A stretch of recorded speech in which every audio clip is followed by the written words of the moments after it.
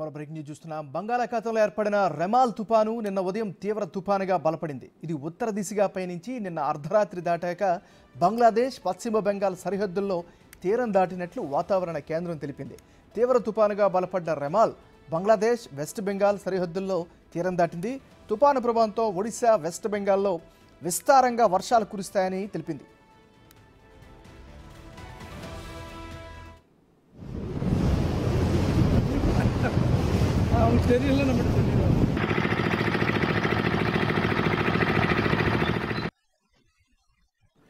గరిష్టంగా 135 కిలోమీటర్ల వేగంతో బలమైన గాలులు వీస్తుండటంతో కోల్కతా విమానాశ్రయంలో సర్వీసులు నిలిపేశారు.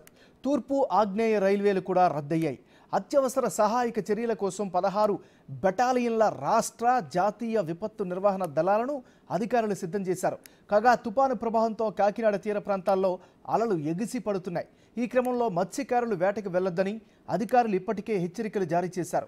అయితే నేటి నుంచి తుపాన్ బలహీనపడే అవకాశం ఉండడంతో కోల్కతా సాగర్ దీవులు హుగ్లీ పోర్టులకు 8వ నెంబర్, పారాదీప్ డామ్రా పోర్టులకు 3, గోపాల్పూర్ నుండి తుత్తుకుడి వరకు 2వ నెంబర్ ప్రమాద హెచ్చరికలు జారీ చేశారు అధికారులు.